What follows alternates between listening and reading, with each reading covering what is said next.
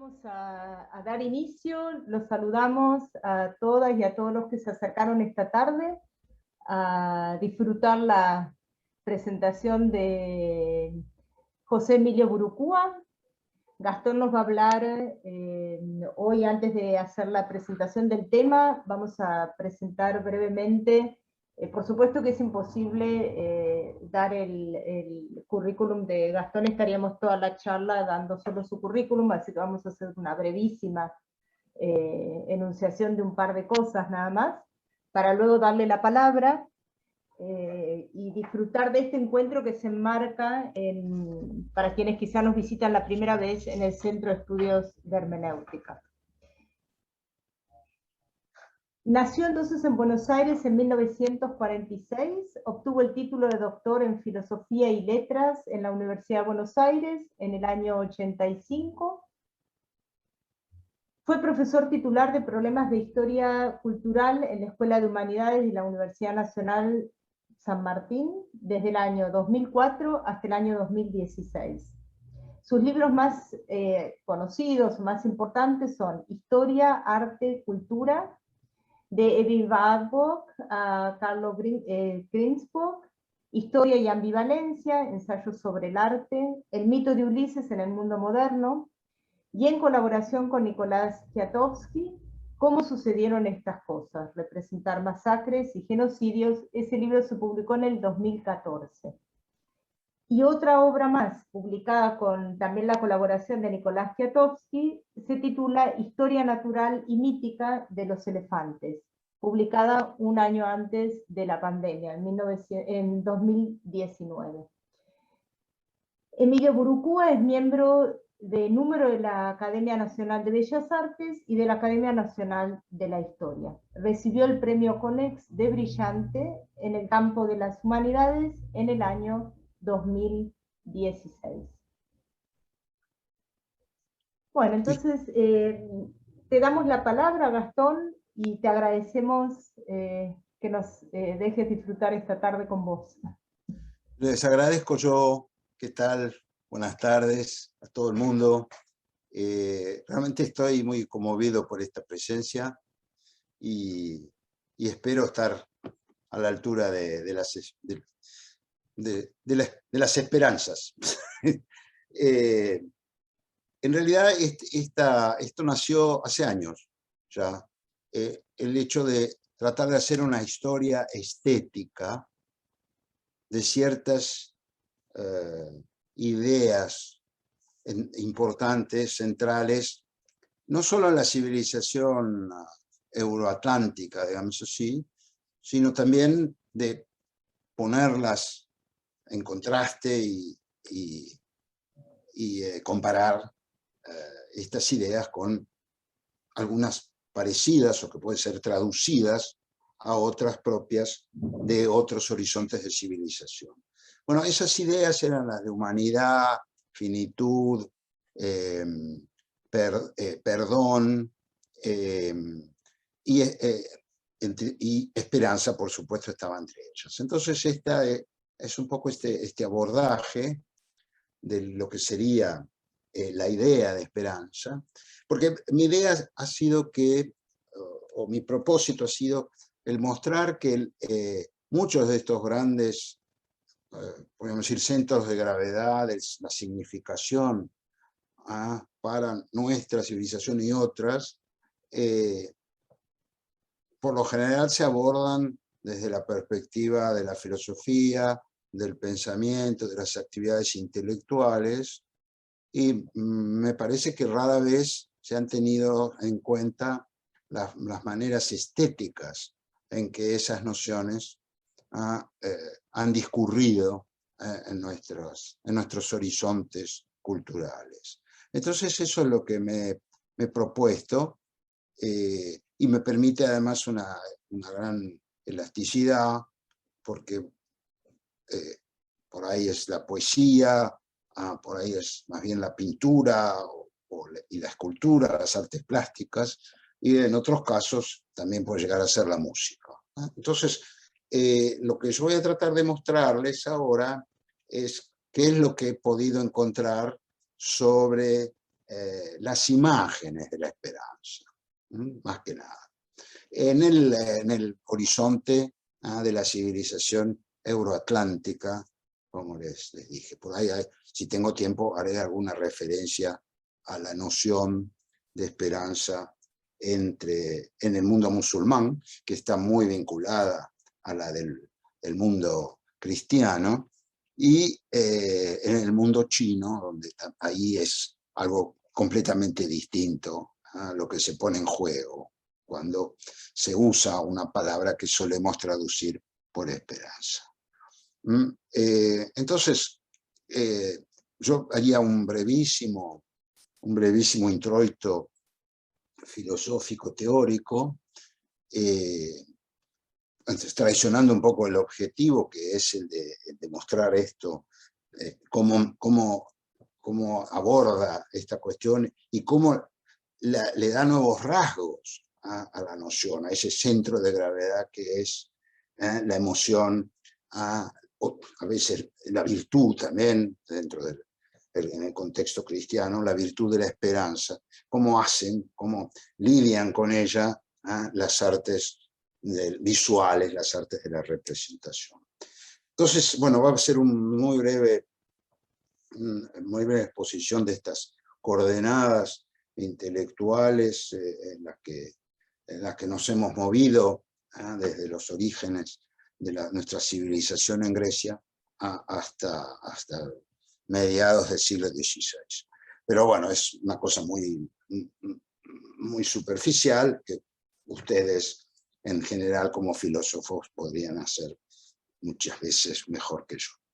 Bueno, voy a empezar por citar a Hannah Arendt, que aunque no se refiere explícitamente a la esperanza, podemos trabajar o podemos considerar este pasaje suyo como alusivo a la esperanza.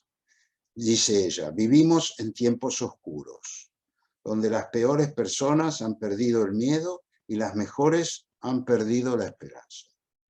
Que aún en los tiempos más oscuros tenemos el derecho a esperar cierta iluminación, y que dicha iluminación puede provenir menos de las teorías y conceptos que de la luz incierta, titilante y a menudo débil. Entonces, voy a intentar utilizar la palabra en un sentido que procede de la noción cristiana de la virtud teologal, pero que se amplía en lugar de restringirse cuando se seculariza. Para decir que aproximaré la idea a la de la espera en una salvación en el más allá, y luego, secularización mediante, a la de un futuro utópico de este mundo material. Eso ya, por supuesto que es una perspectiva que cultivó Karl Löwit a mediados del siglo XX. La cita de Hannah Arendt la he tomado de Hombres en tiempos de oscuridad, la edición de Gediza de 1990, página 11. Bueno, entonces, sí, digamos que he hecho los años que he indagado en el campo de la historia del arte, por supuesto, me han hecho muy familiar el Renacimiento y el siglo XVII, pero a propósito he procurado que los ejemplos y la discusión sobre cómo las artes plásticas han hecho suyo la virtud, la idea y las discusiones que podría haber alrededor de la idea de esperanza. Va a haber una referencia al Renacimiento, pero voy a tratar de poner el acento en el siglo XX, cuando ya secularizada la noción, va a aparecer como un horizonte utópico. Bien, entonces, respecto del pequeño, voy a compartir pantalla, creo que va a ser mejor. Compartir. Ahora tengo que ir, ¿cómo tengo que hacer? Ah, no, ya está acá. ¿Vas a la presentación? Sí, ya lo tengo acá, sí. Ahí está. ¿Sí? Bueno, entonces, ¿se ve bien? ¿Se ve? Exactamente, sí. ¿Sí? Perfecto, perfecto. Bien, estas son las primeras referencias de las que todavía abrevamos, ¿sí? Nuestra noción en la civilización eurooccidental nace de aquí, arranca de acá, ¿no? Y es en este pasaje famosísimo de los trabajos y los días de Hesíodo, que es el mito de Pandora, tal cual él lo expone allí. Dice, aquella mujer, Pandora, levantando la tapa de un gran vaso que tenía en sus manos, esparció sobre los hombres las miserias horribles. Esto es una cosa sobre la que quiero subrayar, es que en realidad hemos, desde hace cientos de años, se comete el error de hablar de la caja de Pandora, cuando en realidad es el vaso, es un cántaro. ¿Sí? Es muy interesante, esto es un tema que han estudiado Dora y Erwin Panofsky en un libro muy bello que se llama The Pandora's Box, donde ellos muestran que esto es precisamente, esta confusión nace de una alegoría que utilizan las artes visuales de fin de la Edad Media y de principios del Renacimiento, ¿no? Que deslizan la representación de ese vaso hacia la caja. Y a partir de ahí, digamos que también, fíjense que esta pequeña oscilación puede llegar a cambiar mucho nuestro concepto ligado a este mito de la esperanza. No es una caja la de Pandora, es un vaso.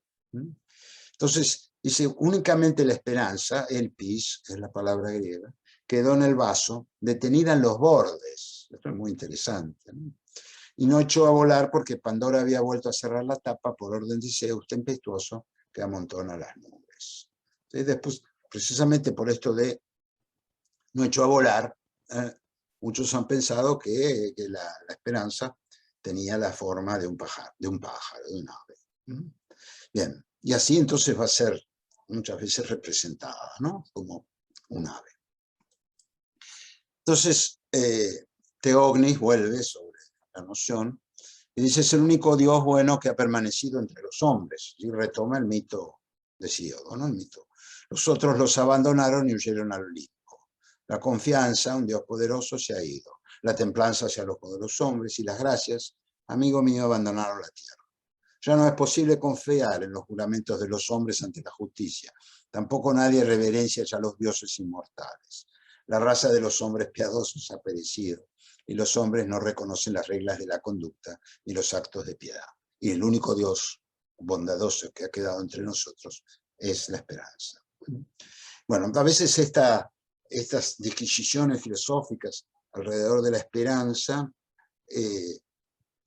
no sería la primera vez, ha ocurrido mucho a lo largo de la historia de Occidente, parecen escritas hoy, por el cuadro que presentan y el papel que le asignan a la esperanza.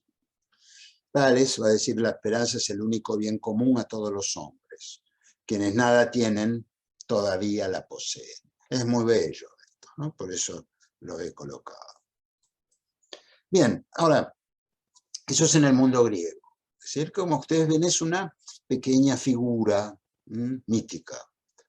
Este ave, quizá, que no ha podido escapar del cántaro de las calamidades de Pandora. Ahora, en el caso de la cultura romana, no, es una diosa hecha y derecha. Y es una diosa que se vincula con la política.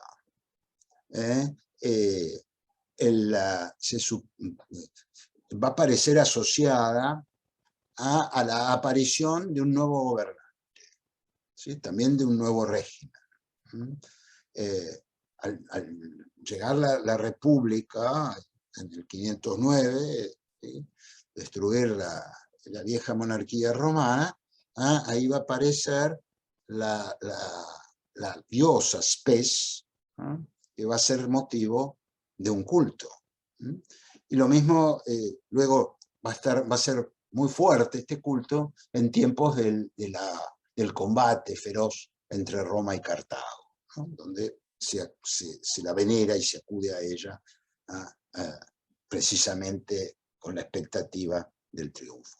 De ahí y después con cada emperador, cuando se cambia el régimen de la República al Imperio, ante la llegada de un nuevo emperador, suelen acuñarse monedas, en donde está la efigie del emperador en la cara, y en la ceca aparece la diosa Esperanza.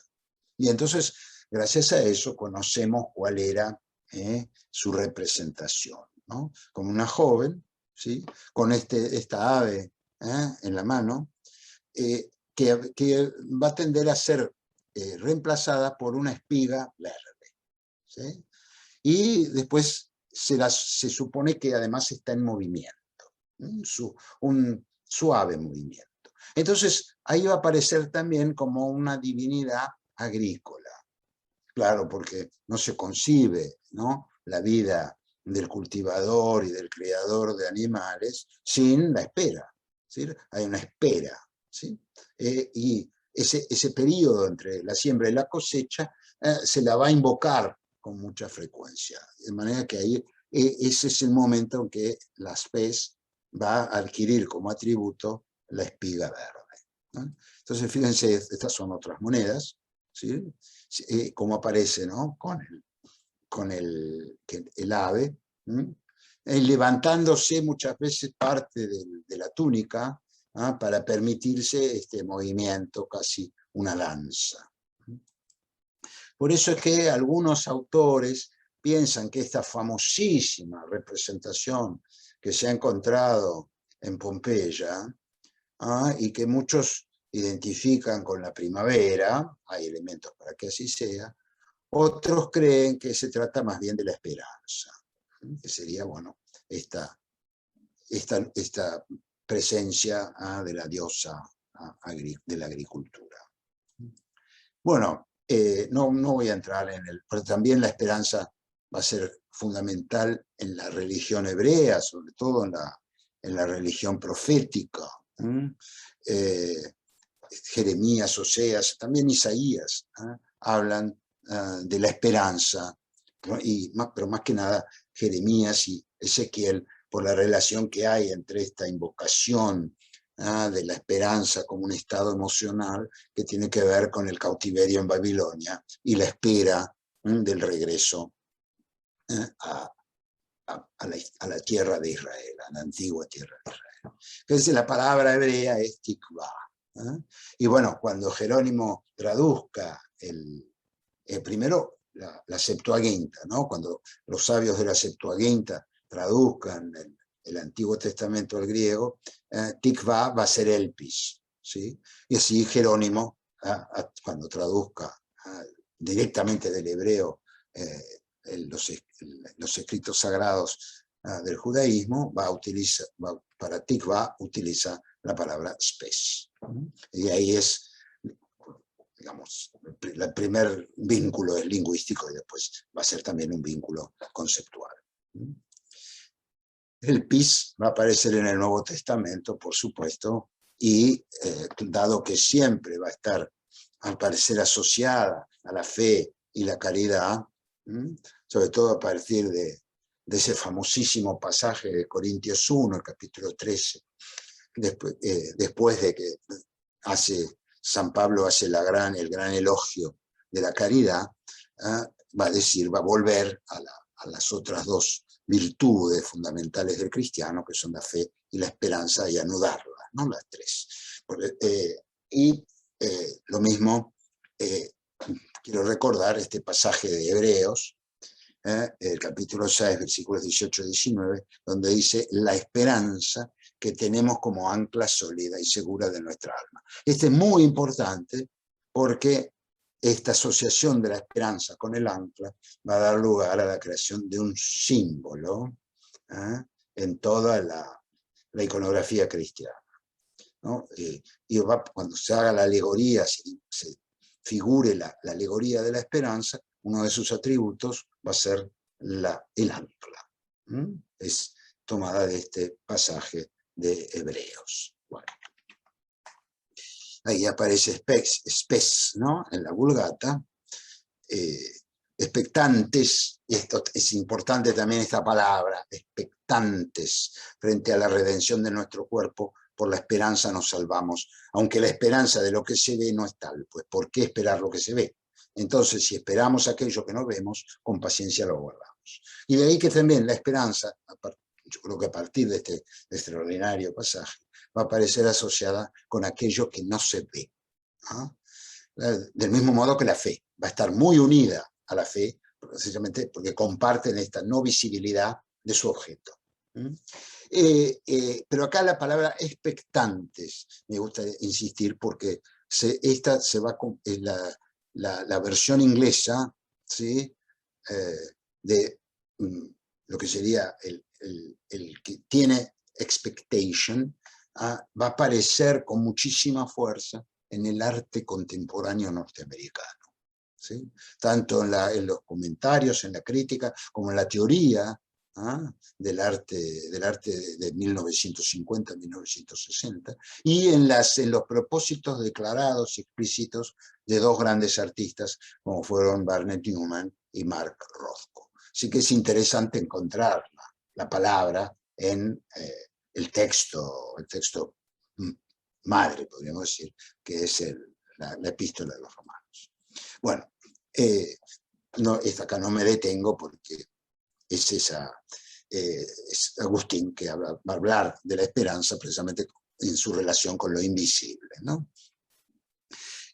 La palabra árabe amal se puede traducir directamente como esperanza, y va a tener la misma carga de sentido y las mismas capas de sentido que la esperanza, tanto hebrea, la tikvá, como la espes o la elpis o la espes cristiana, y no hay duda que, como aparece en el Corán, tiene resonancias cristianas.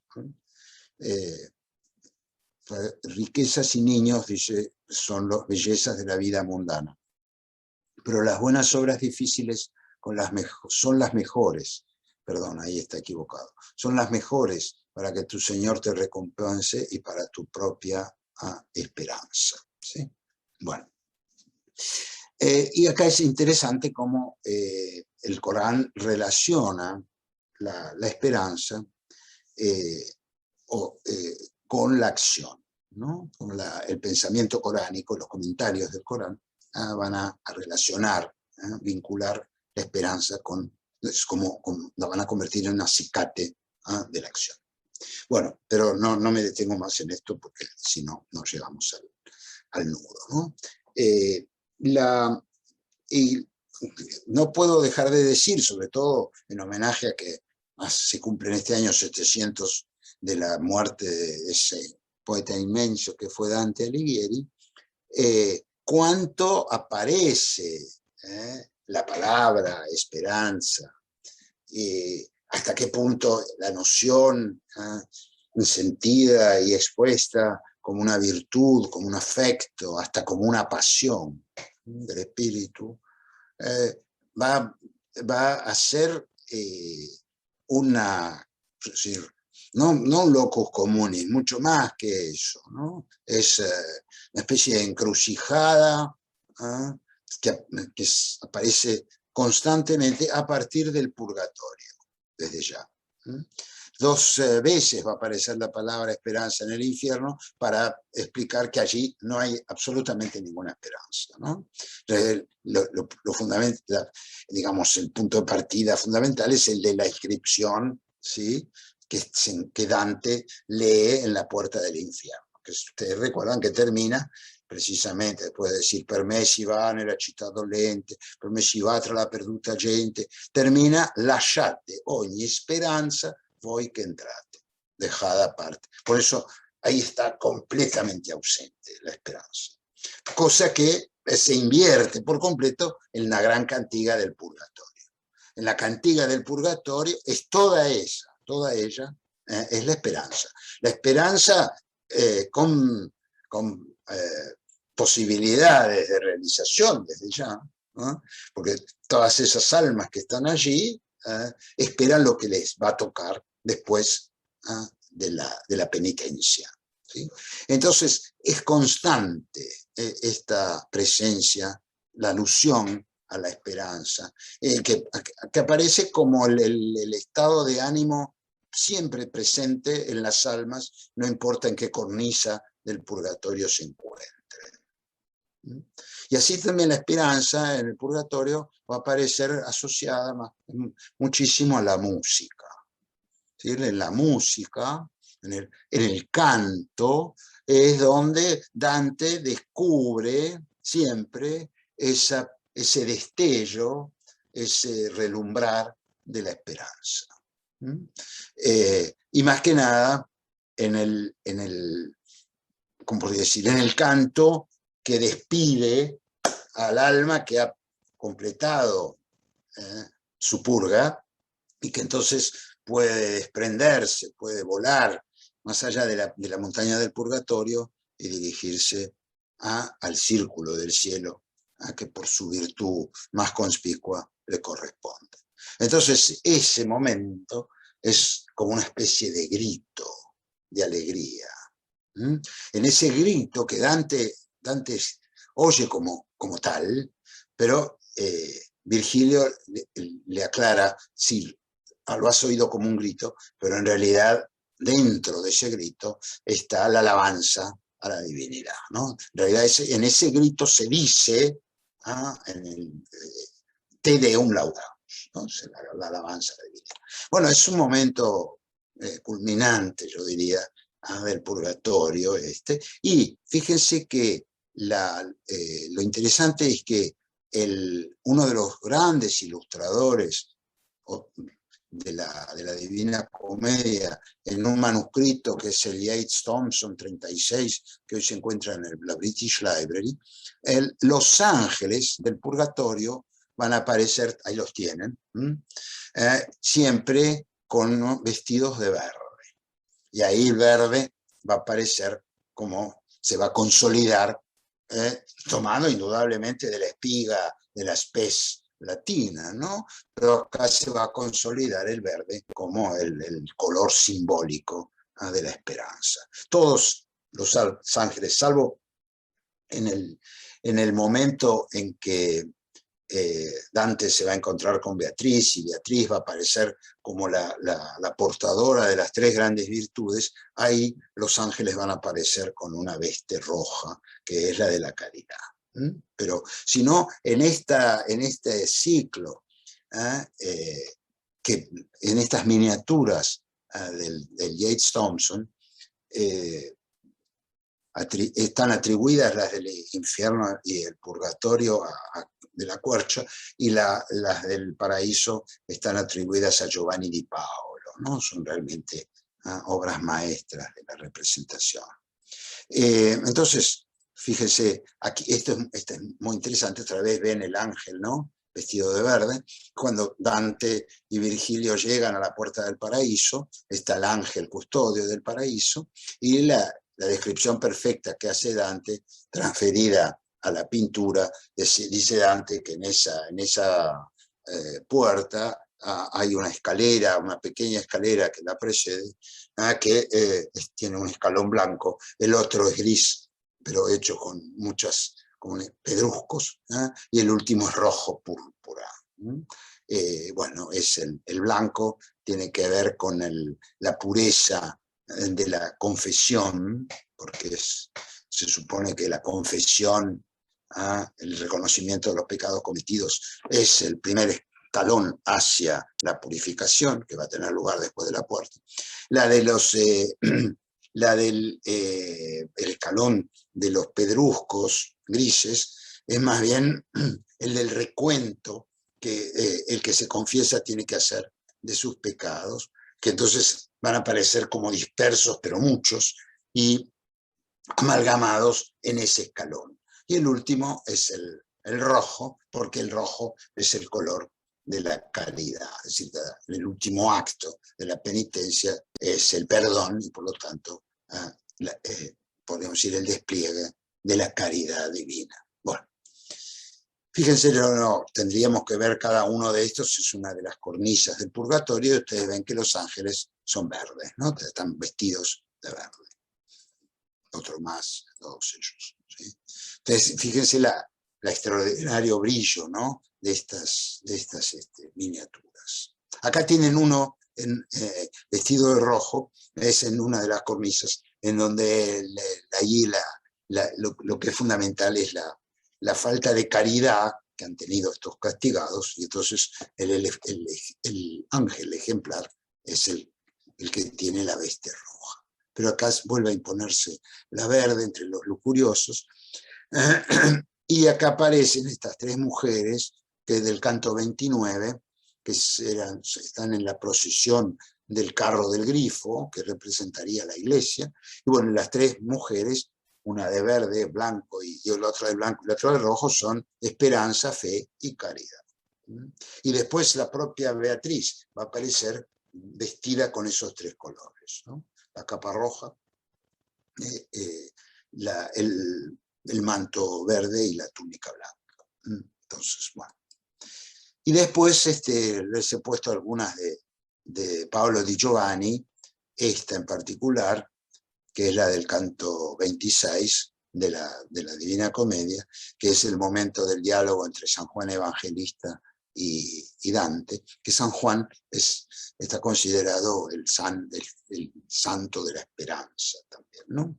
Por algunos de los pasajes tanto del Evangelio como de su carta. Bueno, no, esta es la parte como se dice, la anterior era, ¿qué ocurre con China? Pero no me voy a detener porque creo que sería demasiado complicado, o sería alargar demasiado estos prolegómenos. Pero sí lo que quiero es insistir en lo que podríamos llamar un anclaje teórico importante que me ha dado, podemos decir, un marco, ¿no?, para estas meditaciones o estas búsquedas, y que le ha dado sentido a lo que he encontrado, que es un gran texto del siglo XX, desgraciadamente no muy transitado en los últimos años, que es el libro de Ernest Bloch, Das Prinzip Hoffnung, es decir, el principio esperanza, que Ernest Bloch escribió en los Estados Unidos durante su exilio de Alemania entre 1938 y 1947.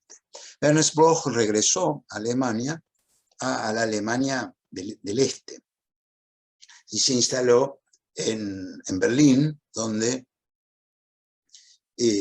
publicó su libro, el libro escrito en Estados Unidos. Lo publicó entre 1954 y 1958, en 3 tomos.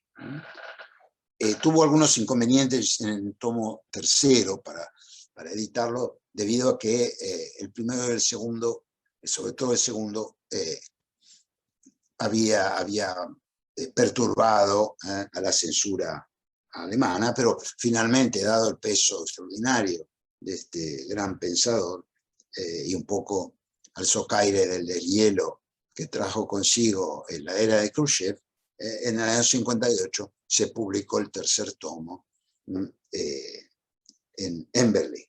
En Buenos Aires fue publicada en 1977, y hay una nueva edición muy bien hecha, en los tres, que respeta los 3 tomos originales, del 2004, 2006 y 2007, de Trota,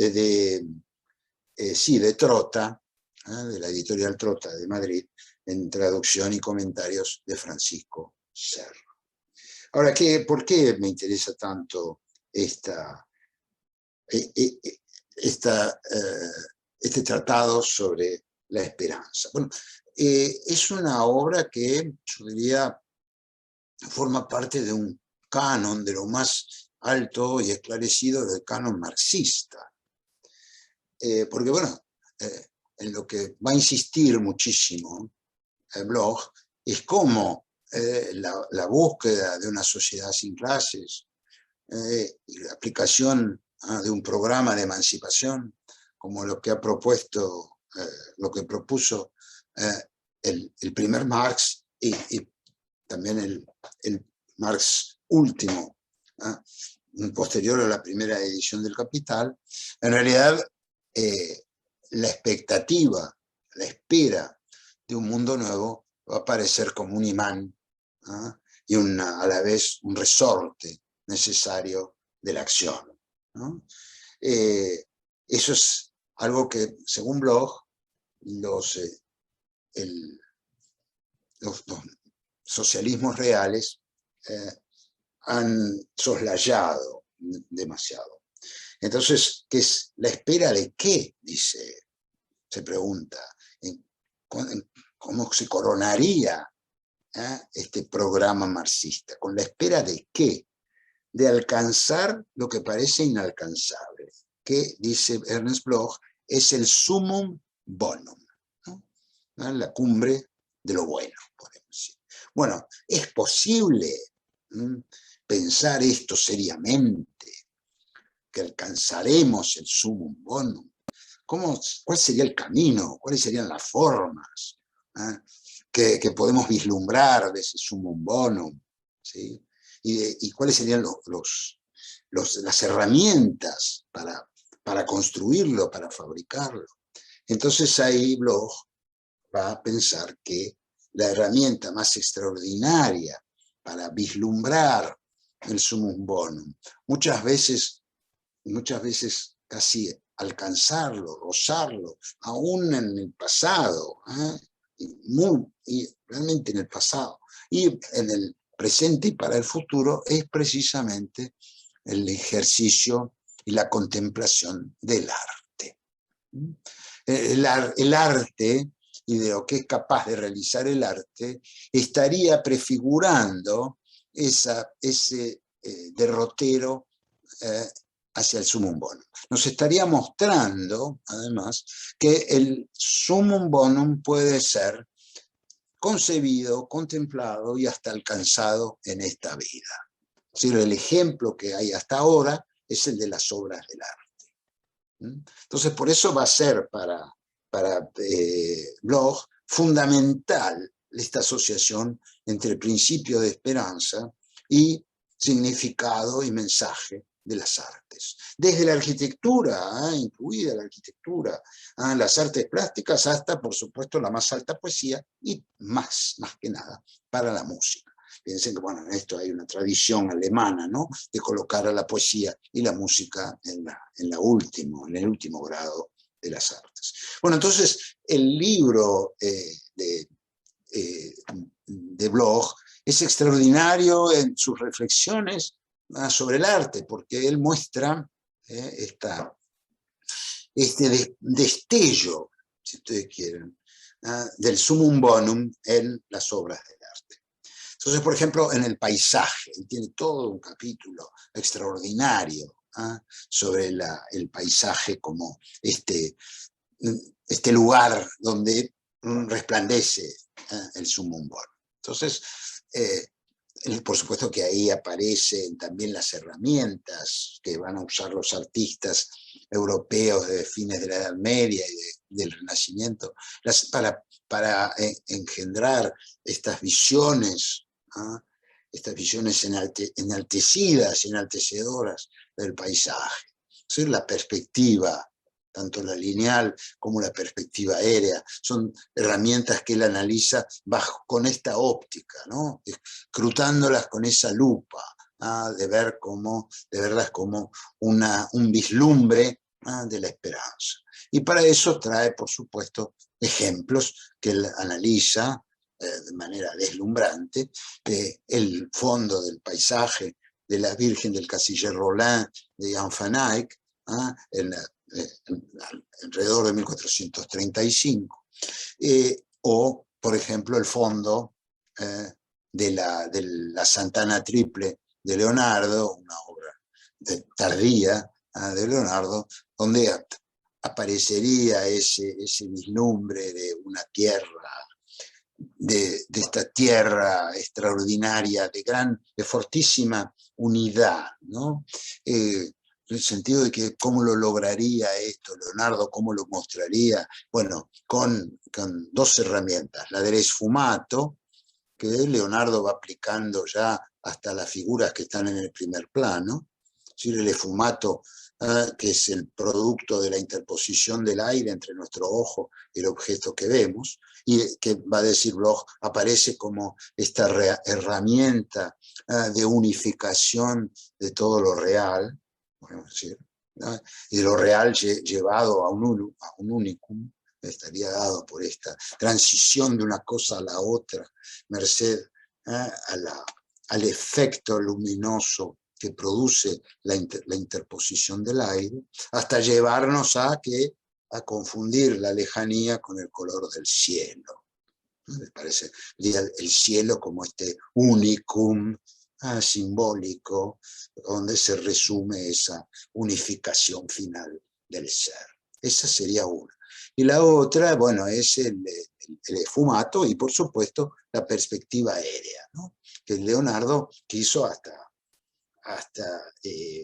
regular canónicamente. Es decir, cuál es, bueno, la cantidad de azul que yo tengo que poner en un color para, con eso, hacer que el ojo perciba y conciba una determinada distancia. Bueno, entonces acá, estos son los dos ejemplos que da Bloch.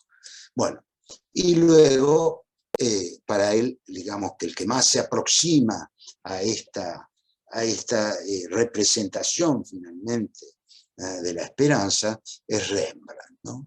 Y él tiene les he puesto acá este pasaje, porque para mí es de una gran belleza y de una gran inspiración, ¿no? Del propio Bloch, que dice, a ver, dice, se los leo de acá que está mejor. Dice, de esa suerte, la luz paradójica de Rembrandt no se encuentra en el mundo, pero, aunque sea un reflejo constante, no emana tampoco de la fuente luminosa celestial de una metafísica antigua. Esto es muy bello. La luz que nos descubre las formas y los seres, y los seres humanos, no emana de una fuente luminosa celestial, pues es la luz procedente de la perspectiva de la esperanza, que desciende a las profundidades de la proximidad y del abandono donde encuentra un eco. Es una luz que saldría del interior de las cosas y del interior de los seres humanos. La perspectiva cósmica abierta se apaga en el espacio cargado de tinieblas. Fíjense, ¿no? Ahí tendríamos una perspectiva cósmica, de donde, bueno, en realidad la luz lo es todo aquí, para que descubramos el paisaje, es decir, el paso del tiempo en el paisaje. Aquí se concentra en la figura del ángel y va a aparecer como un vehículo de la luz metafísica, de ese Bloch. Y aquí es esa luz que es un juego, hay una luz que viene de afuera, eso no podemos tener dudas, pero a su vez hay una extraña luz, y si analizamos cuáles serían las fuentes y los focos que iluminan esta escena, nos daríamos cuenta de que son muchos, son varios. Algunos se justificarían por una luminosidad llegada de afuera, los otros no. Entonces, quizá el de la cara es uno de los que no, porque el ala del sombrero debiera dejarla más en sombra. Y entonces es esa luz que emanaría del interior de las personas. La perspectiva cósmica abierta se apaga en el espacio cargado de tinieblas, y sin embargo la luz que se desprende del fondo al mismo tiempo que surge, enigmática, de la soledad y del negro, pinta sobre el fondo tenebroso del mundo dado la verdad de la esperanza o del destello luminoso que no está allí en absoluto. Todos los cuadros de Rembrandt, aún sus obras profanas, están compuestas a partir del plano más alejado, la perspectiva que pintan sus colores, fabricados, dice, esto es muy bello, fabricados de noche, de incienso, de mirra y de oro, es un espacio vacío atravesado por chorros de luz. Yo creo que este es uno de los momentos más altos del principio de esperanza, y donde vemos, ¿no?, de qué manera el arte puede aparecer como este cobijo, como este sitio, ¿ah? de una esperanza que no se limita a ser la esperanza del pintor y del que contempla, sino que es una esperanza que nos abarca a todos los seres humanos, universalmente. Bueno, entonces ahora sí termino con este introito que ha sido, me parece, demasiado largo, 50 minutos, y paso a las imágenes ya que yo quisiera analizar y desconstruir, discúlpenme el neologismo brutal, desconstruir como signos privilegiados de la presencia de la esperanza en nuestro espíritu. Para eso, yo parto de una clasificación de los signos, la que hizo Charles Peirce, entre 1903 y 1910, que es muy célebre, es decir, serían los íconos que estarían basados en la noción de la semejanza, ¿sí? Los indicios, que son las huellas, bueno, hay humo, si veo humo es probable que haya fuego, y los símbolos, que son los signos que arbitrariamente, ¿sí? En apariencia, ¿no? Arbitrariamente, se asocian y se funden con las cosas. Y digo, aparentemente porque siempre hay una historia de cómo se llega a ese simbolé, ¿no? A ese juntar cosas completamente dispares. Ahora, hay un paso más que al referirse a los íconos más que nada, despliegan, ¿sí? Una subclasificación que hacen dos lingüistas y filólogos brasileños, colegas, Priscila Farias y João Queiroz, la hicieron en 2014. Y para ellos, bueno, los íconos a su vez, ¿sí? Siguiendo este mismo principio, ¿no? De la semejanza, de la huella y de la asociación convencional, a los íconos mismos los despliegan, ¿sí? En las imágenes, entonces estarían regidas otra vez por la semejanza y por la mímesis, los diagramas, interesante esto, ¿no? Los íconos que sean diagramas, donde lo que se pone de manifiesto, lo que allí se representa o se presenta, es una estructura de las cosas, de los fenómenos, de lo que ha sido, ¿sí? Que se hace visual, ¿sí? Una estructura, y a su vez esta estructura en movimiento, esta estructura evoluciona de manera sistemática.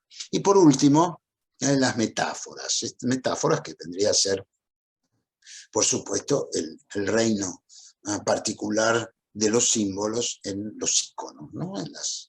en lo visual, en la producción visual. Las metáforas que también están regidas por una convención cultural. Entonces yo lo que voy a tratar es de mostrar imágenes, diagramas y metáforas de la esperanza. Ahora, imágenes es imposible, porque desgraciadamente no existe el ente esperanza, ¿sí? por fuera de nuestras cabezas, por fuera de nuestra vida psíquica. El único que quizá pensó que eso podía ser así, pero dice no poder llegar a decir, a expresar nada, es el propio Dante en la Divina Comedia, pero no alcanza. Lo máximo que él alcanza es a vestir a todos sus ángeles, a los ángeles del purgatorio, con el verde, ¿sí? Entonces no habría posibilidad, aceptando esta clasificación cínica, semiótica de Priscila Farias y João Queiroz, no es posible, no existe la esperanza como un ente separado de nosotros. Pero bueno, sí metáforas, ya que sí, es así, o sea, son las que van a ser más abundantes, que son todas las alegorías de la esperanza y que se fundan en esos textos a los que hemos aludido al principio, en la tradición griega y en la tradición judeocristiana, ¿sí? Entonces, por ejemplo, el ancla va a aparecer como una metáfora, gracias al pasaje de los hebreos, ya está ahí, ya es una metáfora, bueno, y se va a convertir también en una metáfora visual, ¿no? Entonces, y que las alegorías de la esperanza son todas metáforas. ¿Sí? Es extraordinaria la producción de alegorías de la esperanza, ya como las hemos visto, ¿no? En las monedas romanas, hasta el Alto Renacimiento, ¿no? Bueno, va a haber una alegoría canónica de la esperanza que se va a volcar en el famoso libro de iconología de Cesare Ripa de 1590. Bueno, ahí, ¿sí? Ahí estaría, esas son las metáforas. Entonces, no me voy a detener demasiado en las metáforas, voy a dar 2 o 3 ejemplos, y sobre todo porque quiero presentar el problema debido a que va a ser retomado, ¿sí? Va a ser la pretensión de hacer una metáfora visual o varias metáforas visuales de la esperanza, va a aparecer con extraordinaria potencia e intensidad en una artista argentina extraordinaria que fue Raquel Forner. Entonces eso sería la última parte de la exposición, ¿no? Como después de un largo periodo en el que las metáforas sobre la esperanza parecen haberse diluido en los diagramas, eso es lo que voy a tratar de probar, hay alguien que vuelve a la metaforización, a la simbolización, a la alegoría de la esperanza, que es Raquel Forner. Pero bueno, diagramas, a ver, entonces, acá para que quede claro, ¿no es cierto? ¿Qué sería esto de la mímesis, de las imágenes, de los diagramas y por último de las metáforas? Bueno, ustedes tienen acá el sistema solar, ¿sí? Bueno, la imagen que estaría a la derecha abajo es decir, el icono, perdón. El icono imagen sería más o menos como podría llegar a verse, nunca se ve así, ¿no? Por las distancias, pero bueno, podría ser, se busca algo del orden de la mímesis, para dar una idea visual de cómo sería el sistema solar. El de arriba es un diagrama, precisamente. Lo que aparece allí es, por la relación de las distancias y de los planetas al Sol y por la relación de las escalas, me estaría dando toda una serie de datos que me permiten a mí construirme una idea de lo que es el sistema solar. En el gran fresco de Tiepolo, que se encuentra en la Residenz de Würzburg, bueno, aquí, ¿no? Ahí están representadas con las divinidades olímpicas, están representados los astros, ¿no? Los planetas, el Sol. Bueno, esa es una forma absolutamente metafórica, ¿no? De presentar el sistema solar. Bueno, entonces, yo creo que con esto, otra cosa, ¿no es cierto? Yo diría, acá sí, el tango, vamos a suponer, el tango, la foto de arriba, ¿qué es? Es una foto donde el icono es imagen, es decir, lo más cercano a una imitación de lo que se ve, de lo visual, que la fotografía, ¿sí?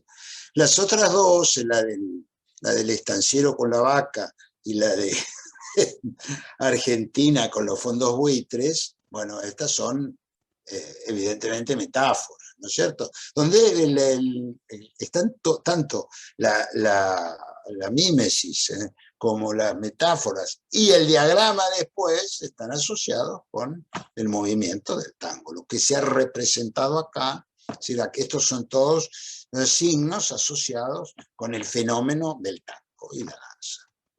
Bueno, es decir, imagen, la de arriba, metáfora, la de la derecha, y diagrama, eso que hay en el piso.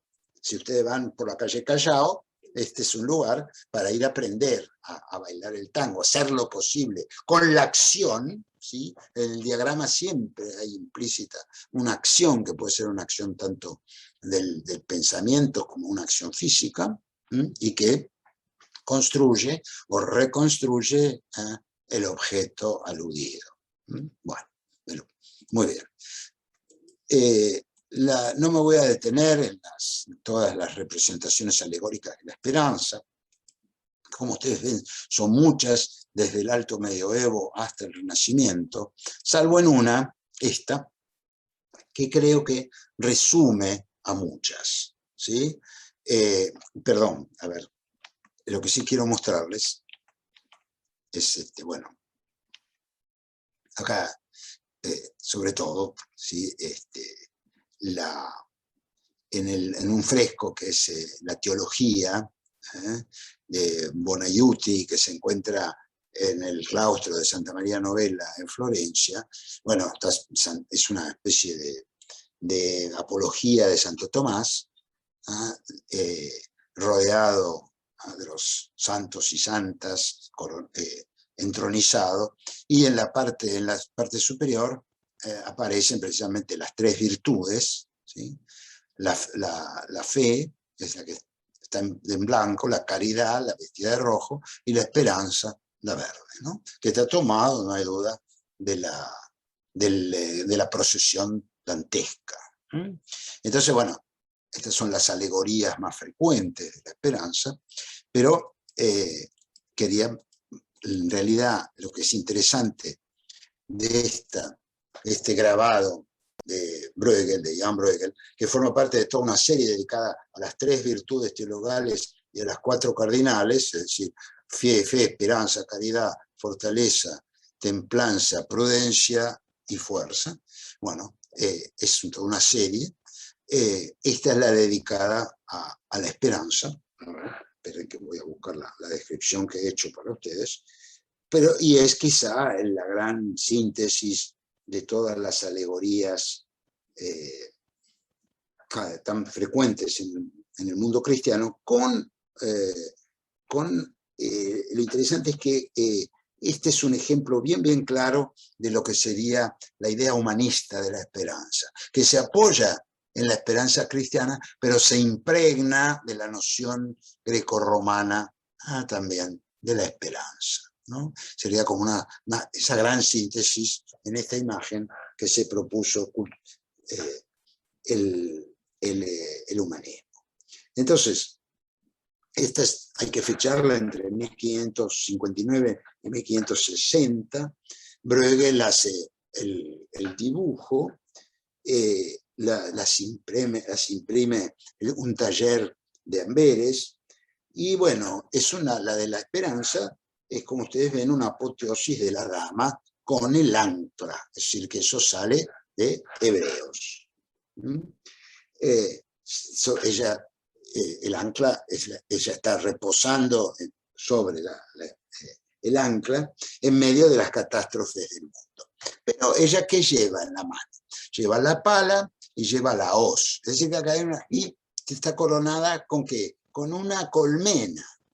Es decir, que acá es la que reaparece, es la vieja diosa de los trabajos agrícolas, ¿sí? Bueno, y lo mismo, fíjense, en el fondo de todo está la escena de los roturadores.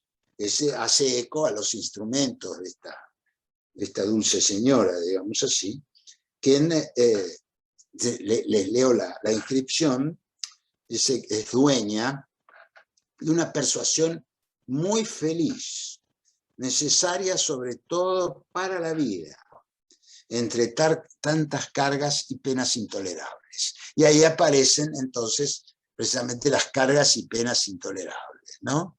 El naufragio, ¿sí? Varios naufragios que aparecen como el epítome de lo que sería la catástrofe y la pérdida de la esperanza, pero también, bueno, estas mujeres que esperan a sus pescadores sobre el muelle, una de ellas inclusive embarazada. Fíjense qué detalles tan sutiles, ¿no? Que van componiendo esta enorme alegoría. El incendio de una casa, que también es otra de las desgracias inesperadas de la vida, por eso van a dar lugar a la reconstrucción y a la esperanza. Y después los prisioneros, ¿no? Los prisioneros que están en esa torre al costado y que también esperan su libertad. Uno de ellos inclusive dos en la parte inferior están rogando. Es decir, que es esta mezcla, esta combinación de lo que podríamos llamar descripciones clásicas, el tema de la espera, con la espiritualidad cristiana, ¿no? Y es muy raro, ahí se ha discutido mucho sobre la presencia de esta ave en las rejas de la prisión, que es un halcón en realidad, y el halcón tiene la caperuza clásica de los halcones de caza, ¿no? Y bueno, estaría esperando que le saquen la caperuza para poder volar. Entonces estas serían todas las, como podría decir, es una síntesis tanto de la alegoría cristiana como de la alegoría fundada en las nociones antiguas de la esperanza como diosa agrícola. Bueno, muy bien, entonces por eso yo creo que este es un lindo ejemplo. O por esta otra que presenta Ripa en su iconología, ¿no? Que también va a ser muy utilizada, y se va a confundir aquí con la caridad, muchas veces, porque la caridad aparece como una mujer ubérrima dando del pecho a los niños. Pero bueno, en este caso es la esperanza, ¿no? Bueno, entonces, ahora acá esto lo dejo por el momento. La cuestión es cómo puede aparecer la esperanza más allá de las alegorías. Entonces mi idea es que lo hace como diagrama. Bueno, sería el diagrama acá, perdón, no quiero ser preciso porque es una parte, es bastante infieri aún. A ver, sí. Disculpen, Bueno. Recordemos que los diagramas son esquemas visuales, ¿no? Esquemas que inducen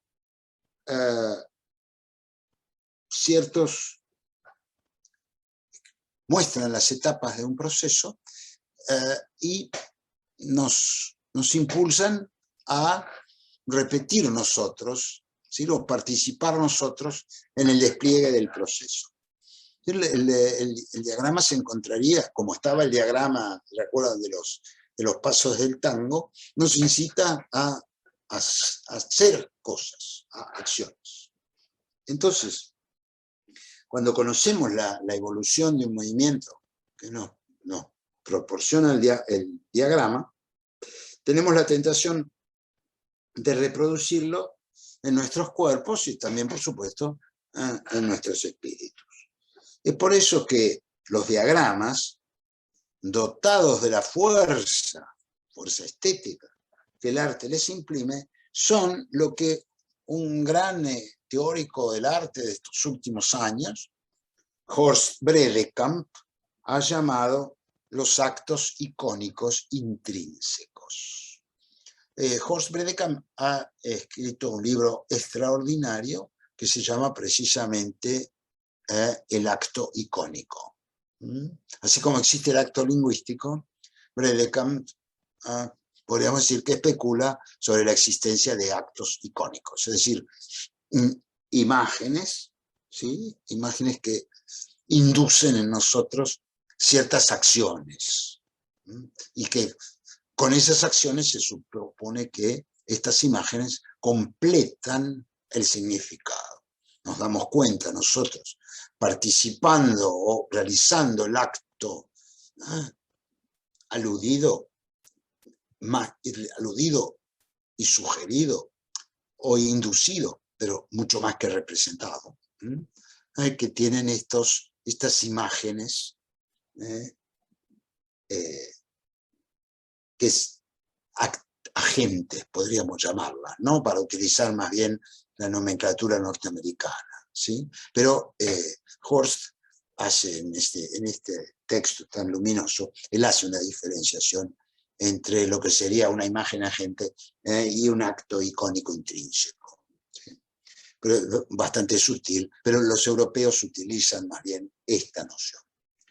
Entonces, podríamos hablar entonces de diagramas como actos icónicos, por cuanto inducen acciones bastante precisas en el observador.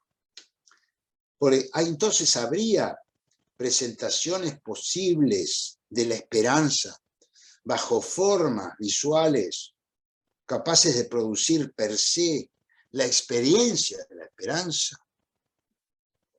El problema es que hay un problema, ¿no? Es que a pesar de los esfuerzos hechos para superar la estética de Lessing, que distinguía claramente las artes del espacio, pintura, escultura, de las del tiempo, poesía y música, subsisten las dificultades de la pintura y la escultura en relación con las configuraciones del tiempo. No obstante, me querría trazar algunas líneas posibles de búsqueda en tal sentido. Entonces, por ejemplo, a ver, vuelvo un poco atrás para mostrarles estos esbozos, ¿sí? Ustedes tienen el cuadro de Rubens, el que está abajo a la izquierda, ese es el cuadro definitivo.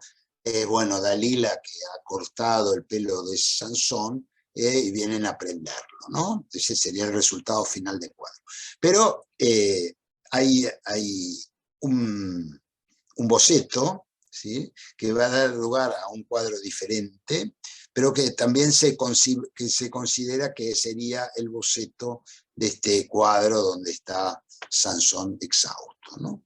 Entonces, lo que creo es que los esbozos y dibujos preparatorios podrían ser considerados como vectores que se desprenden del momento de su contemplación, apuntan hacia obras terminadas que podemos no conocer o no llegar a ver nunca, y encienden en nosotros una espera puramente estética, de cómo tendría que evolucionar esta representación para llegar a la imagen final, que es una expectativa de placer y de belleza cuyo cumplimiento ubicamos en la obra, al ubicarnos ante la obra terminada en el futuro. Fíjense que esto es muy interesante porque va asociado, el hecho de que pueda darse esta interpretación del esbozo o del estudio preliminar, va asociado ¿a qué? A la verdadera entronización del esbozo, del boceto que hay en la pintura, seguramente a partir del siglo XVII. Y el hecho de que Rubens, muy perspicaz en este sentido, y además muy hábil comercialmente, digamos así, Rubens hizo un catálogo poco antes de morir, cuando piensa en su testamento, hace un catálogo de las pinturas que había conservado, ¿sí?, y un catálogo minuciosísimo de todos los cartones preliminares. Y porque él ya había empezado, ¿sí?, a vender estos cartones, a plantear a estos cartones no como obras de arte terminadas, sino como obras de arte infieri, pero que tenían un valor extraordinario por este efecto de expectativa que podían suscitar en el contemplador. Ha habido una exposición muy interesante que hizo el Prado. El Prado es un museo que tiene tantas obras terminadas de Rubens como estas obras infieri, bocetos, y esto se ha podido ver claramente. Como, bueno, digamos, este sería el aspecto, si ustedes quieren, financiero, comercial financiero del asunto, ¿no? Pero creo que revela muy bien esta nueva concepción que va a abrirse paso del boceto, de la obra no terminada, y que suscita un movimiento, una inquietud en quien la mira, pensando en cómo será la obra terminada. Esto lo desarrolló muy bien Diderot, ¿sí?, en una de sus apuntes sobre el Salón de París, donde habla de este efecto extraordinario del boceto, que dice puede alcanzar con eso mucha más vida que la obra terminada. Y después incluso la crítica de principios del siglo XIX va a volver sobre esta idea, sobre todo frente a la pintura de Constable, a punto tal que muchos van a decir, la pintura de Constable es extraordinaria más que nada por sus esbozos. ¿Sí? En sus esbozos es donde él es verdaderamente innovador, casi revolucionario. En sus estudios de nubes, que después va a transferir a las grandes telas. Pero son los estudios los que son asombrosos y los que abren un camino inédito en el arte. Entonces, eso, fíjense que aquí podría haber la relación que hay entre el esbozo, el boceto y la obra terminada, sería una acción especulativa y proyectiva que se le pide al contemplador y que unificaría el boceto con una obra terminada que puede o no existir, que puede o no conocerse. Bueno, hay que estudiar este tema, ¿no? Creo que la gran exposición de los bocetos de Rubens, y que son ellos los organizadores de esa exposición, los que señalaron esta presencia de los bocetos muy extraña en el testamento de Rubens. Ojo que había habido algunos ejemplos anteriores, algunas insinuaciones anteriores. Por ejemplo, la duquesa de Mantua, Isabella, en el año 1502 le escribe a un corresponsal en Florencia diciéndole, mire, trate de conseguirme, aunque sea un dibujo de Leonardo. Uno de esos dibujos, ¿no? Donde uno puede llegar a sospechar lo que va a ser lo extraordinario de la obra terminada. Yo quiero tener, a mí me faltan obras de este gran artista. Yo quisiera tener, aunque sea esos dibujos preliminares de una obra terminada. De hecho, hay un retrato, ¿no?, que Leonardo le hace de lejos a Isabella, a la bella Isabella. Es un retrato que es un dibujo, ¿no? No está terminado. Pero eso sí le fue enviado por este fraile, que era el agente de la duquesa. Todavía no era duquesa, en realidad era marquesa. El ducado se convierte a Mantua en ducado a posteriori. Bueno, pero bueno, es ella, ¿no? Isabella d'Este. Bueno, esta mujer extraordinaria que hace ese anhelo de ver a la obra infiere. Dice, porque es mucho lo que yo puedo esperar, dice, de la contemplación de un dibujo. Bueno, este sería una primera región. La otra es donde para mí hay una puesta en acto, como un diagrama, a partir de un diagrama, de la virtud y de la emoción de la esperanza, en el non finito de Miguel Ángel. En particular, yo creo que se alcanza una cumbre de esto en la Pietà Rondanini, que es la obra más tardía de Miguel Ángel. Sabemos que Miguel Ángel trabajó en ella una semana antes de su muerte. La Pietà Rondanini. Bueno, el concepto de non finito. Este es un concepto que se acuña en el Renacimiento, en el Alto Renacimiento, como tal, non finito, ¿sí? Y que va a servir como un instrumento de comprensión y de análisis ya entonces de la obra de Miguel Ángel. Bueno, ¿y desde quién sale esto? Sale de Vasari. Vasari, también el gran pintor, pero básicamente famoso hoy por las vidas que él escribe de los artistas, desde Giotto y Cimabue hasta Miguel Ángel, ¿no? Pasando por Brunelleschi en el medio, en la arquitectura, Donatello en la escultura, Masaccio en la pintura del 400, y después los tres grandes, los tres seres casi divinos para Vasari, que fueron Leonardo, Rafael y en la cúspide Miguel Ángel, que además sintetizaría todas las artes, ¿no? Arquitectura, escultura, pintura y también poesía y música, el más grande de los artistas. Entonces, en ese relato que hace de las vidas de los artistas, pero como participando de un flujo estético que tiene que ver con la representación de lo visible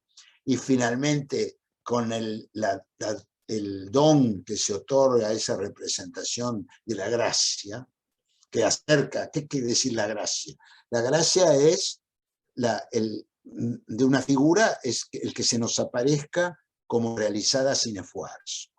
Bueno, para que una forma, una figura sea realizada sin esfuerzo, no puede ser más que de origen divino. Porque, bueno, los seres humanos todo nos cuesta un esfuerzo hacer, fabricar, ¿sí? El Homo Faber se cansa, Dios no se cansa en su creación. Entonces, dotar a una figura, una forma de lo que va a llamar Vasari la graciosísima gracia, quiere decir hacérnosla parecer como si no hubiera costado ningún trabajo. ¿Sí? Y eso convierte en seres casi semidivinos a los artistas que son capaces de eso. Donde detecta por primera vez Vasari esa graciosísima gracia es en Leonardo. Y después es Leonardo, Miguel Ángel, el que la va a llevar a la cúspide. Ahora, ahí se introduce el non finito. Porque Vasari, Vasari, disculpen esto.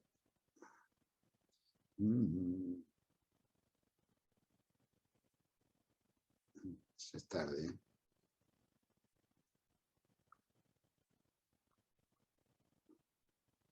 Acá.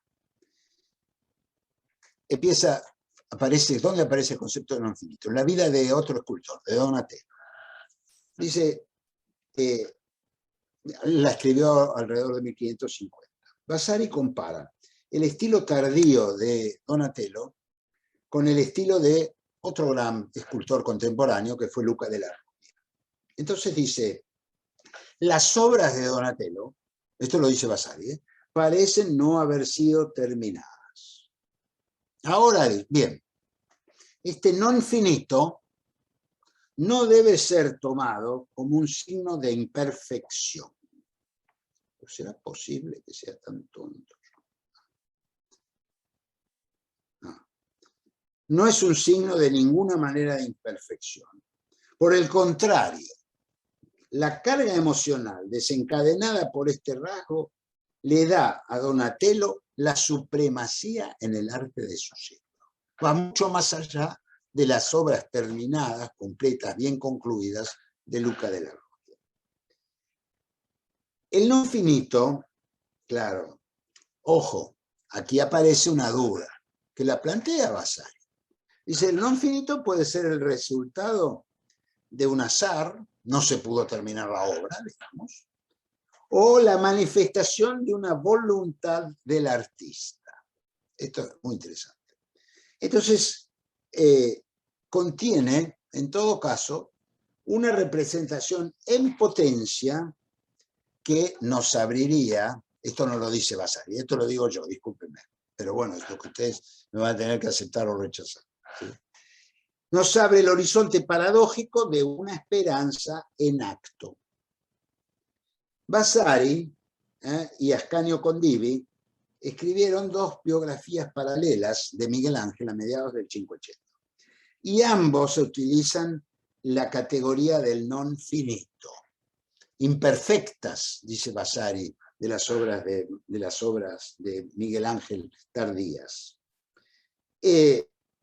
Un discípulo de Miguel Ángel, Daniele da Volterra, contó en dos cartas, una dirigida a Vasari, la otra a un sobrino de Miguel Ángel, Leonardo Buonarroti, entre marzo y junio de 1564, Miguel Ángel había muerto unos meses antes, que Miguel Ángel había trabajado hasta 5 días antes de su muerte en la Pietà que nosotros conocemos por el nombre de la familia Rondanini, que ahí está, ¿no? De la que ustedes ven. Los historiadores Franco Russoli y Cesare Brandi pensaron que en realidad este non finito era un efecto producido por la técnica de Miguel Ángel, que él mismo había descrito con cuidado, que era la llamada via di levare. Miguel Ángel decía que su método escultórico se basaba en la via di levare, contra o en oposición a la via di porre. Sería quitar material, que se contrapone a la de agregar material. Cuando el que modela en barro, ¿qué hace? Por lo general agrega material, ¿sí? El que trabaja en mármol, ¿qué es lo que tiene que hacer? Sacar material, ¿sí? Entonces, en lo que insistía Miguel Ángel, en que enfatizaba, subrayaba, exageraba, es que en el mármol lo que importaba era convertir a todo el acto del escultor en un acto de quitar. Y que esto tenía además un sentido estético fortísimo, casi metafísico, neoplatónico, porque Miguel Ángel concebía a los bloques de mármol como la materia en la que la idea había quedado encerrada, la forma había quedado encerrada. Entonces, ¿en qué consistía el trabajo del escultor? Primero, en descubrir en un bloque en bruto cuál era la forma encerrada, cuáles podían ser las múltiples formas encerradas. Miguel Ángel pensaba que había muchas. Y, en segundo lugar, utilizar la via di levare ¿para qué? Para sacar a la forma de la prisión en que la tenía el exceso de materia. ¿Sí? Ahí aparece la lectura neoplatónica de esto. Este rescate de la forma, de la prisión de la materia. Entonces, Russoli y Brandi son historiadores que dicen el non finito es el efecto de esta técnica de Miguel Ángel, casi exclusiva de Levare. Panofsky y Charles de Tolnay es un gran especialista en Miguel Ángel que fue durante 20 años el director de la Casa Michelangelo en Florencia.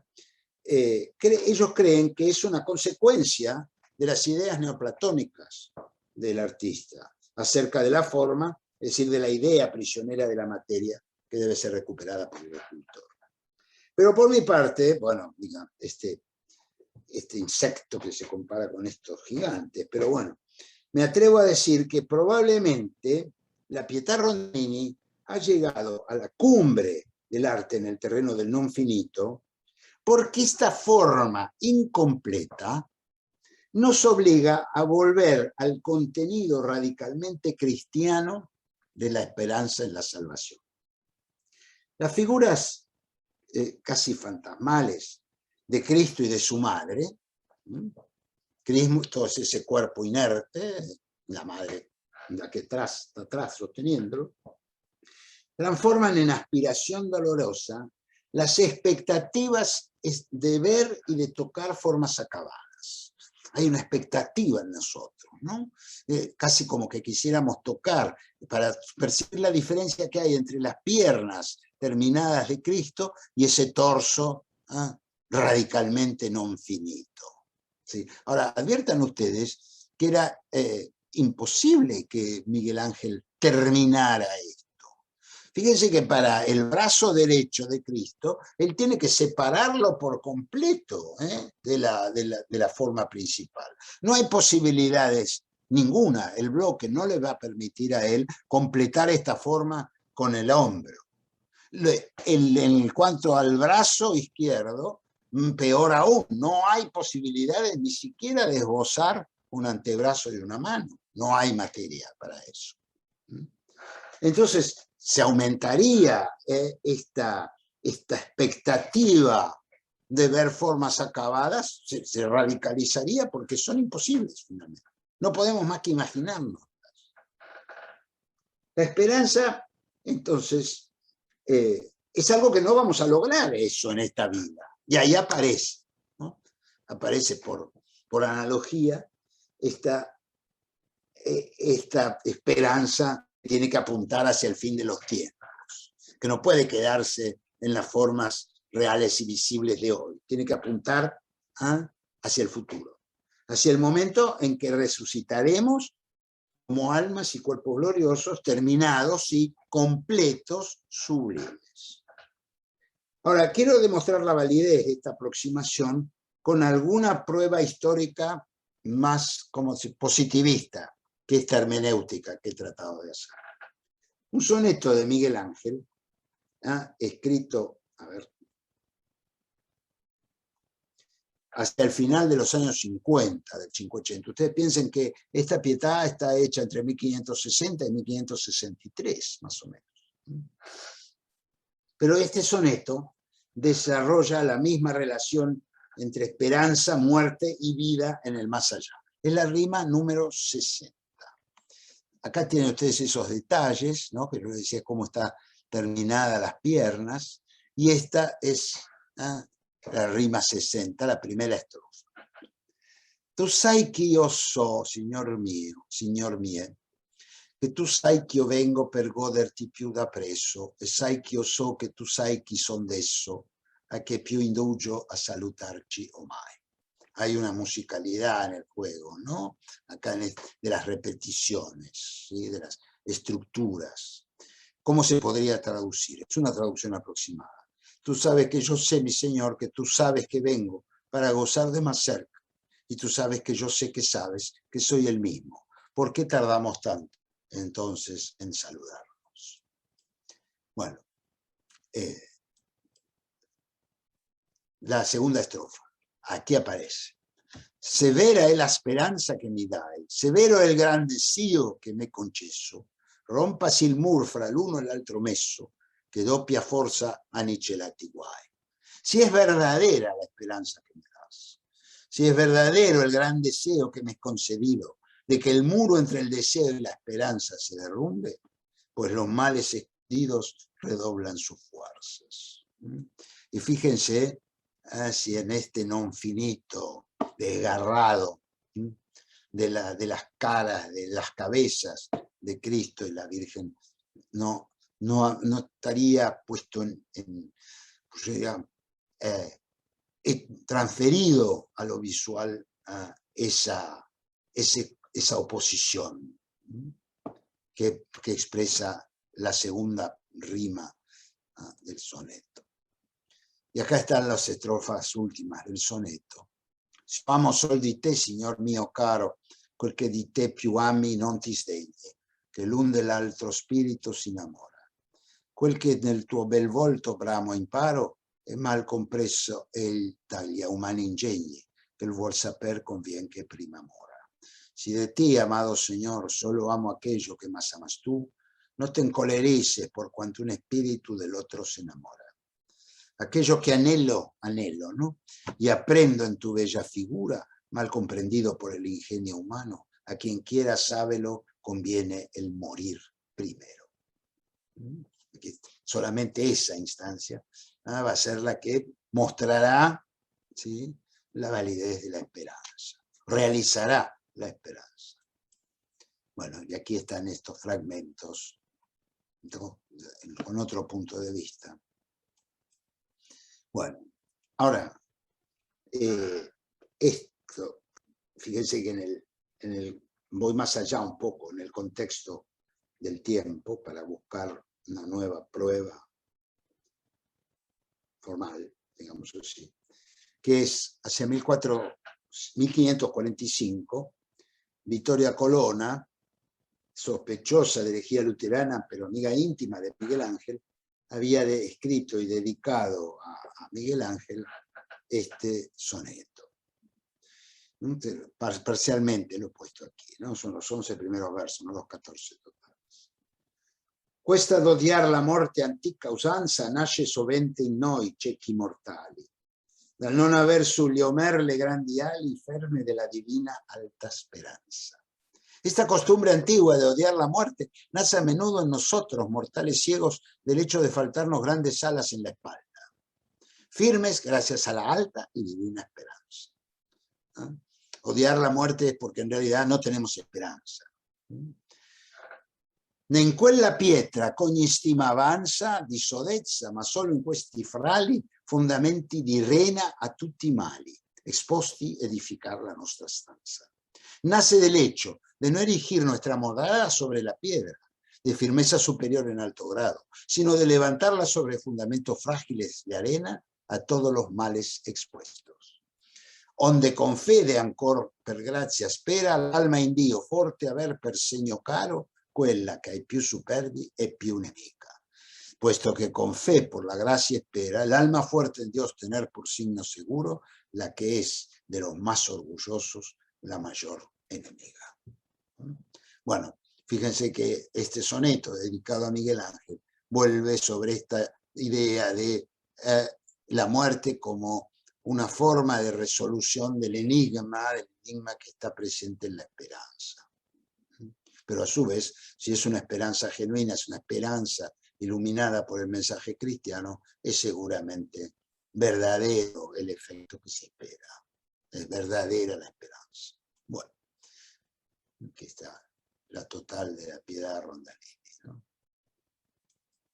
Bueno, muy bien. Entonces, ahora voy a pasar, me voy a dejar a los talismanes de Bruno, que ese es otro capítulo estrafalario, he encontrado en donde, bueno, la imagen aparece acá como un diagrama, absolutamente un diagrama, de movimientos para el espíritu, podríamos decir, que va a terminar en un diagrama extraño que propone Bruno, y que se recorre, por supuesto, con la mente y con el alma, con la pasión del alma, y que culmina en un fundamento sólido e indiscutible en la esperanza. Esa esperanza que va a alimentar el impulso de conocimiento del mundo infinito y de sus contradicciones. Bueno, muy bien, esto, entonces, ya se me está yendo la hora. Yo habría una segunda parte que les muestro simplemente. A ver, estoy compartiendo pantalla todavía, ¿no? Laura, Sí. ¿estoy compartiendo Sí, pantalla? sí. Bueno, no, esto repito la cuestión. No, es lo que yo tenía preparado del arte del siglo XX, donde esto para mí se impregna de la dificultad que los modernos tenemos respecto de esta virtud de la esperanza, sobre todo por dos cuestiones. Me va a corregir, seguramente me va a dar una cabal idea, una crítica importante Jesús, dado que me voy a referir a Spinoza, porque es digamos, si se quiere, una desconstrucción filosófica del sentido de la esperanza, que Spinoza va a colocar al lado del miedo entre los afectos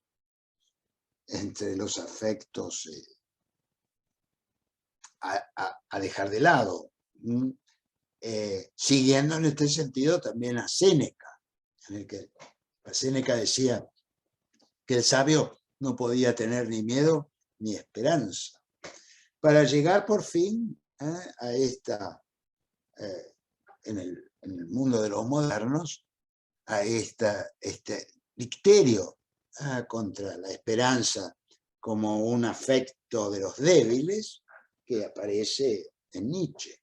Es decir, la esperanza va a estar en el banquillo de los acusados, ¿sí?, en nuestro mundo.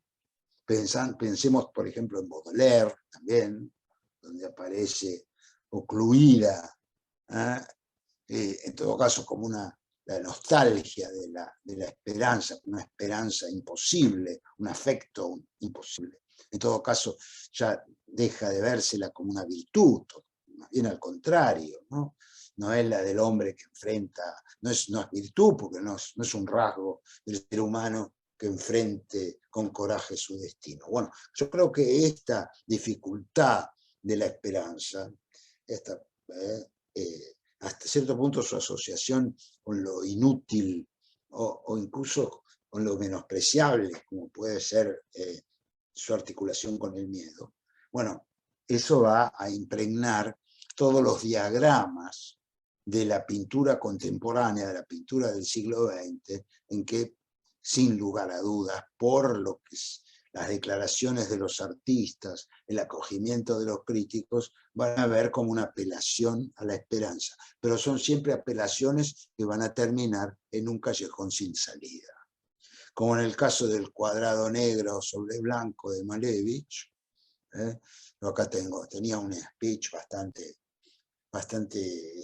elaborado sobre esto. No, me temo que no haya tiempo, me he detenido demasiado en lo que son mis grandes fetiches, que son los que nacen del Renacimiento.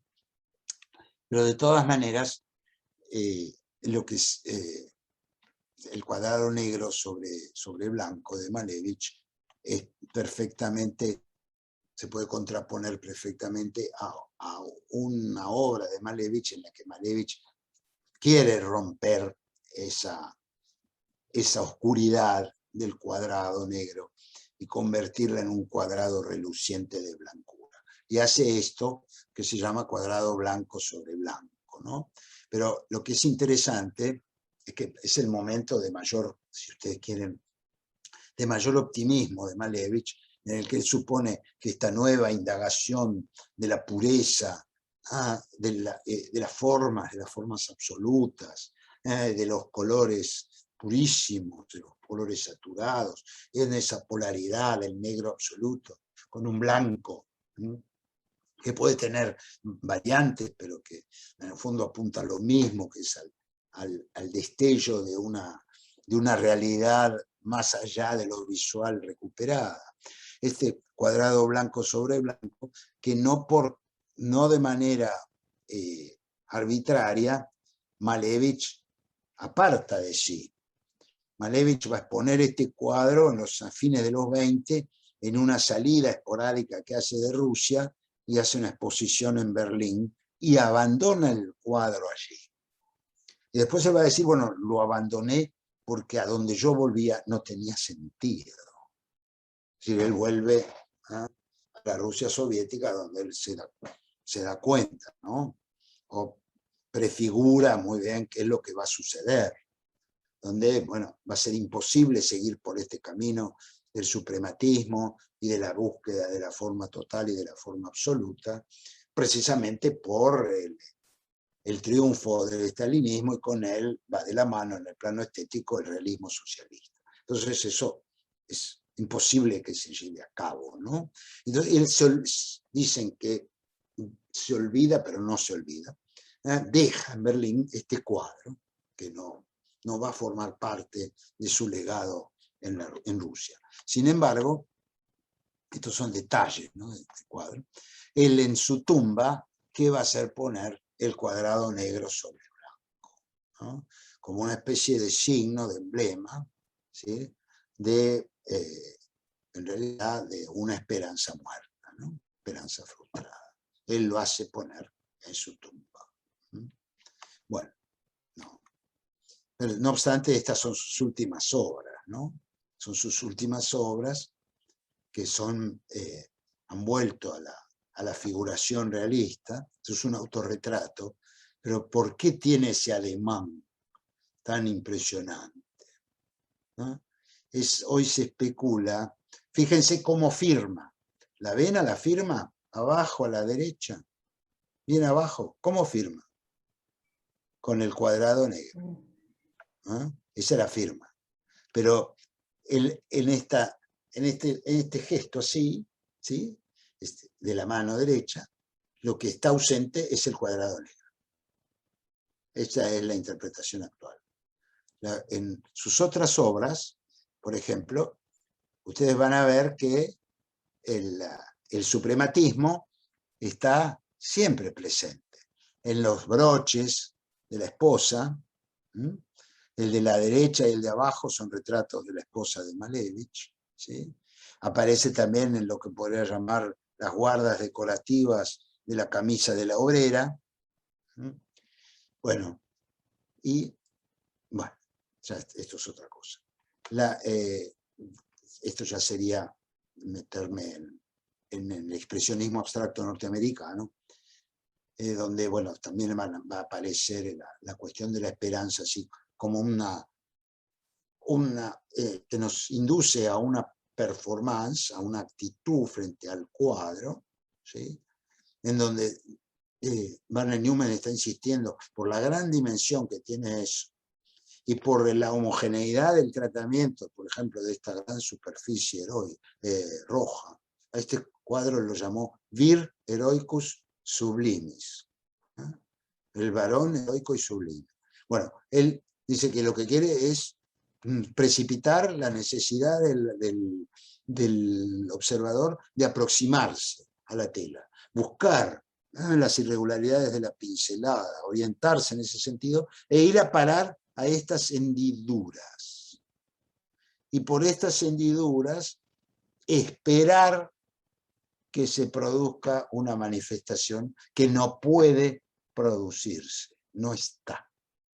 Entonces, estos aparecerían como diagramas de un acto, en principio cargado de esperanza, que no se realiza.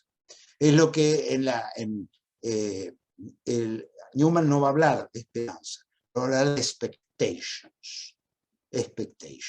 El que va a hablar de esperanza decididamente es su amigo, que es Mark Rothko. Ese sí va a hablar de esperanza. Va a decir, como fíjense, una de las componentes, fíjense la número 7, de sus cuadros, cuando le preguntan en una entrevista, ¿y usted cómo arma sus cuadros?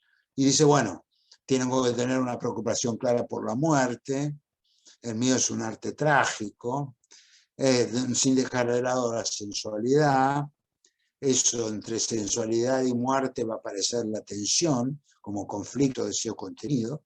Esto hacerlo con una ironía, cierta ironía, porque de otra manera sería intolerable por quien mira. Aparece entonces ahí el juego y el humor. Y por último está la esperanza.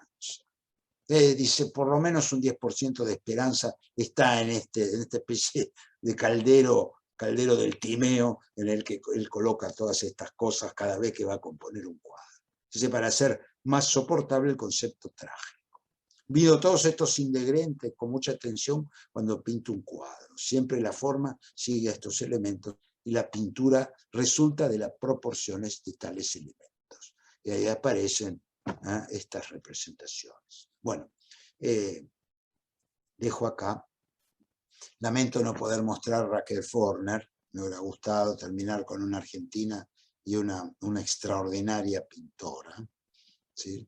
Pero bueno, ustedes, lo único que puedo yo así mostrarles de Raquel es qué es lo que hace Raquel en los años feroces que ella pasa de la Guerra Civil Española y de la Segunda Guerra Mundial, ¿no? Raquel es una de las grandes pintoras de la Guerra Civil Española.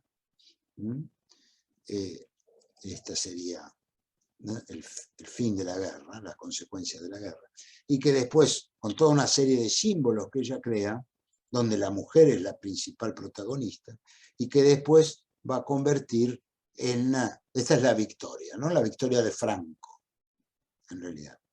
Bueno, ella va a convertir después en el vocabulario simbólico de la Segunda Guerra Mundial. Pero vean que son las mismas fórmulas en realidad que está usando, ¿no? Esta noción de la mujer sufriente, de la mano horadada que recuerda la mano de Cristo. Entonces, acaba, fíjense este cuadro, ¿no? Tinieblas, 1943, Las Suplicantes. Ella crea todo un mundo simbólico y emblemático.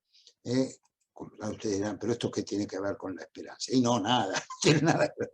En todo caso, la esperanza por ausencia, pero después ella como a partir de lo que sería la necesidad de reconstruir el mundo así destruido, ¿no?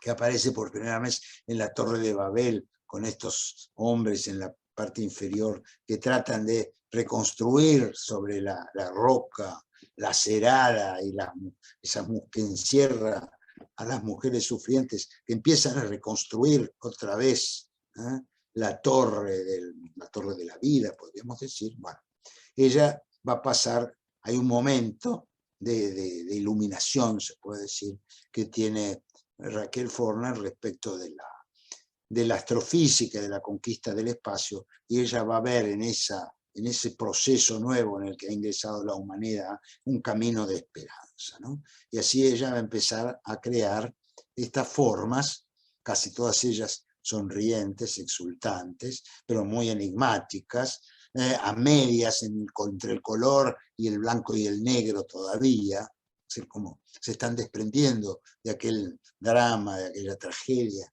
de la guerra de los años 30-40, para pensar en una especie de fauna o de nueva naturaleza, que es la de este hombre nuevo, Supervivencia del 73. Algunos han llamado la atención entre el paralelismo de esta figura con el de Odisea 2001 de Stanley Kubrick.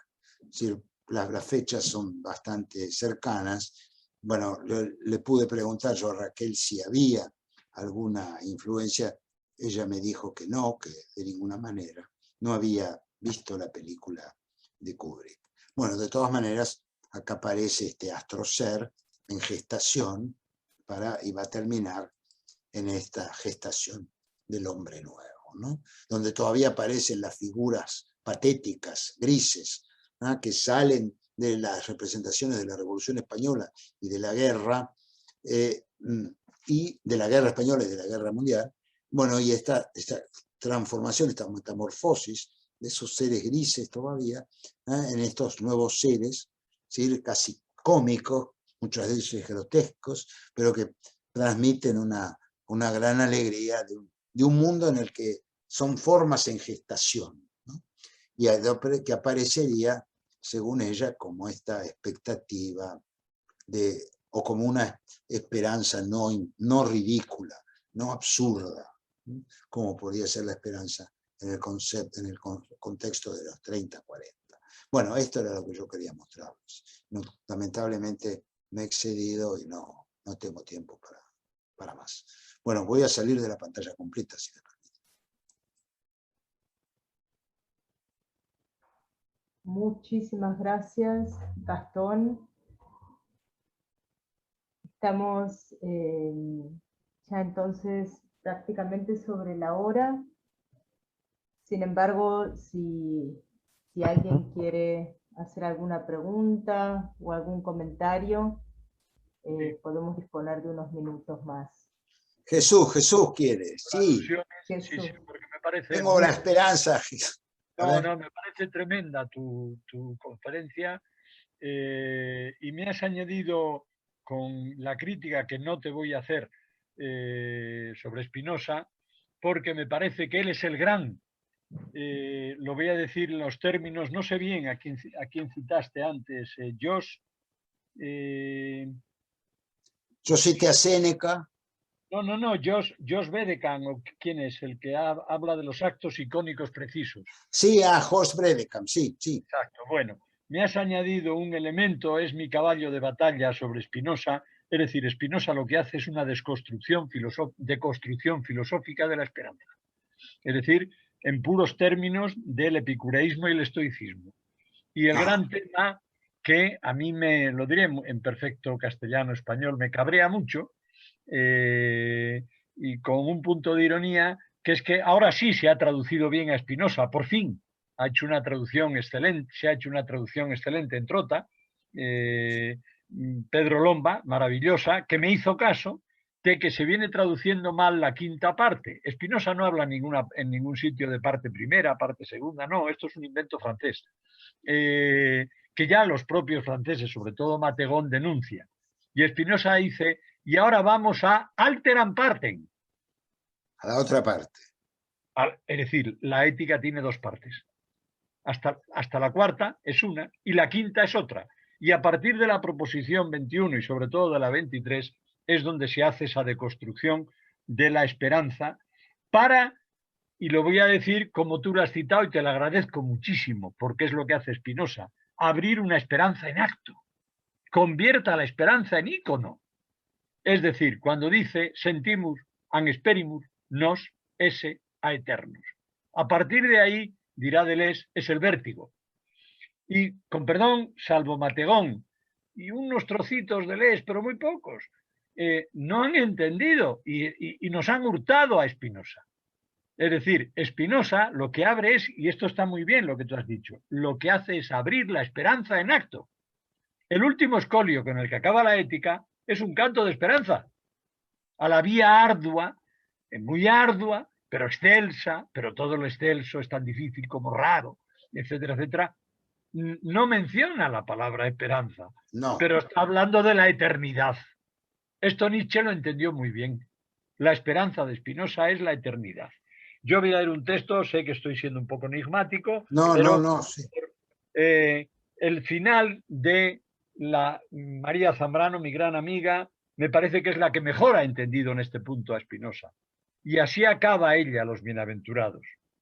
Y es lo que tú has estado hablando, es la esperanza que crece en el desierto, que se libra de esperarnos por no esperar nada a tiempo fijo.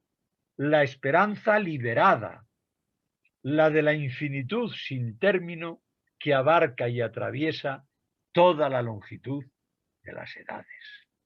Es decir, toda la longitud de... de las edades. Es decir, la eternidad de Spinoza. Claro. Sentimos y experimentamos que somos eternos. Pero eso Spinoza lo tiene que dar en non finito. Y esto y a mí me ha abierto muchas perspectivas sobre lo que venía pensando, pero claro, es que es lo que hace Spinoza. Es una pietà inacabada. Es decir, y tiene que estar inacabada la ética. Rompe con el sistema, nada menos. Lo que hace Spinoza en la mal llamada quinta parte y por él la otra parte es hablar de la esperanza en la eternidad, en la que estamos. Es decir, él no dogmatiza, él dice sentimus an experimur. Sentimos y experimentamos que somos eternos. Y efectivamente de ahí al final es el vértigo. Pero yo añado ahora, es el vértigo de una esperanza en acto. Bueno, Jesús, te agradezco esta intervención porque creo que va a ser el final de esta jornada y, como dirían los franceses, terminamos en grande beauté. Así que muchas gracias, muchísimas gracias. Gracias a vos terminamos así. No, gracias a ti. Bueno. Y a Spinoza. Y a Spinoza, bueno, eso. Muy bien. Gracias, profe. Gracias a ustedes por la atención que me han prestado. Muchas gracias.